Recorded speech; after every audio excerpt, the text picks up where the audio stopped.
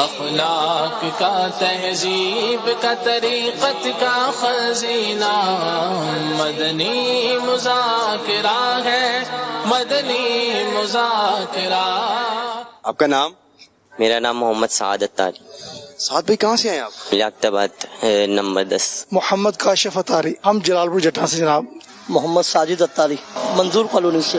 میرا نام آغا سعید احمد ہے، میں شکارپور سندھ سے آیا ہوں۔ اتنی دور سے دین کے لیے آنا پڑا مدنی چینل پہ۔ ویسے تو ہم لائیو دیکھتے ہیں آپ کا پروگرام، تو اس میں سارا سلسلہ دین کا جو ہے سارے اعتبار طور طریقے بتائے جاتے ہیں، لیکن لائیو جو حضرت کو دیکھا اور ان کے عالیشان خطاب کو سنا تو ایک رکت طاری ہو گئی جو روح پرور تھی۔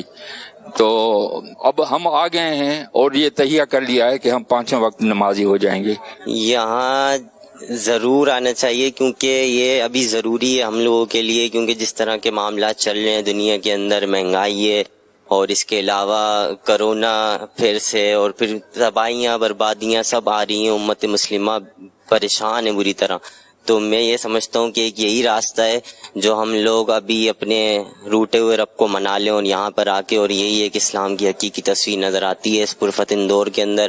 تو ہمیں یہاں پہ آنا چاہیے، اپنا فضول وقت باہر دینے کے بجائے سیٹرڈے نائٹ میں فضول کرکٹ کھیلتے ہیں اور دوسرے کام کر رہے ہوتے ہیں۔ وقت تو گزر ہی جانا ہے، تو میں یہ سمجھتا ہوں یہاں پر گزر جائے تو زیادہ بہتر ہے۔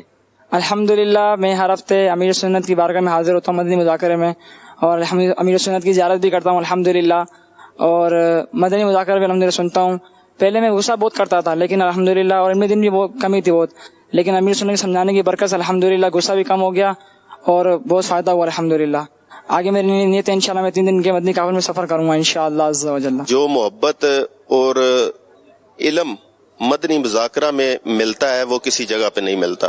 سب سے بڑی چیز ہوتی ہے مرشد کی صحبت، اللہ تعالیٰ کے ولیوں کی صحبت، اور جو بندہ اللہ کے ولیوں کی صحبت اختیار کرتا ہے اسی کو سب کچھ ملتا ہے، اور مرشد کے صدقے سے ہی یہ سارا کچھ عطا ہوتا ہے۔ جس دل وچ عشق نہ رچیا کتے اس تو چنگے، مالک دے کر راکھی کر دے صابر بھوکے ننگے۔ مدنی مذاکرہ یہ علم کا وہ خزانہ ہے کہ جو کہ اگر ہم کتابوں سے ڈھونڈنے چاہیں تو مشکل ہوگا سب چیزیں ایک دم تلاش کرنا، لیکن الحمدللہ امیر سنت کی بارگاہ میں حاضر ہو کر ہمیں یہ سعادت ملتی ہے کہ ہمیں ہر سوال کا جواب آسانی سے ہمیں امیر سنت کی زبانی ہمیں مل جاتا ہے الحمدللہ۔ اور یہ معمول ہے کہ مدنی مذاکرہ جب کبھی یہاں نہیں آ پاتے تو مدنی چینل پہ ضرور دیکھتا ہوں میں الحمدللہ۔ اچھا، آپ نے کہا جیسے مدنی چینل پہ ضرور دیکھتے ہیں، تو مدنی چینل میں یہاں آ کے دیکھنے میں کوئی فرق ہے؟ یقیناً بالکل فرق ہے۔ پیر و مرشد کی زیارت بھی ہو رہی ہے، اور پھر ایک ولی کی زیارت کرنا تو آپ سمجھتے ہیں کتنی سعادت کی بات ہے، ان کی صحبت اختیار کرنا۔ تو الحمدللہ میری سعادت ہے کہ میں ہفتے کو کوشش کر کے امیر سنت کی بارگاہ میں شرکت فرماتا ہوں۔ حضرت ہم یہاں آئے باپا کی زیارت کرنے کے لیے، الحمدللہ مرشد کا فیضان ہے، اور سب سے بڑی بات یہ ہے کہ یہاں پر آ کے علم دین سیکھنے کو ملتا ہے، اور جو بھی کوئی ٹینشن ہوتی ہے نا اللہ کی رحمت سے یہاں پر آ کر تو سمجھ لیں وہ ٹینشن دور ہو جاتی ہے۔ اور میرا ان لوگوں کے لیے پیغام ہے جو لوگ مدنی مذاکرے میں مطلب اسکرین پر دیکھتے ہیں گھر میں، لیکن یہ کہ جب فیضان مدینہ آئیں گے نا تو ان کو بہت زیادہ برکتیں ملیں گی، اور سب سے بڑی بات یہ کہ عالم دین کی زیارت ہوگی اور زیادہ علم دین سیکھنے کو ملے گا۔ مدنی مذاکرے میں سوالات کا سلسلہ ہوتا ہے، اور بہت دلچسپ سوالات ہوتے ہیں جو ہمارے کو ذہن میں سوالات ہوتے ہیں اس کا سلسلہ ہوتا ہے، اس میں پھر سوالات کے جواب بھی ملتے ہیں۔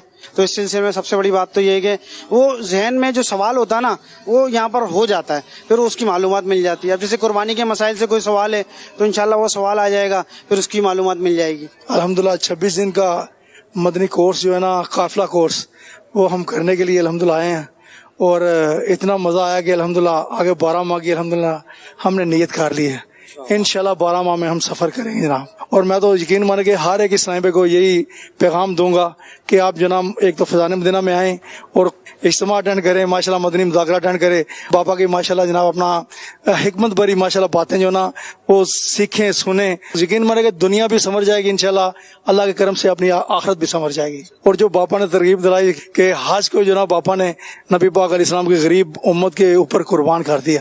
آپ نے فرمایا کہ جو نا مطلب جناب جتنے پیسے ادھر دینے سے میں وہی جو نا وہ جو 48,000 ہمارے اجیر ہیں، ان کو میں یہ رقم دیتا ہوں.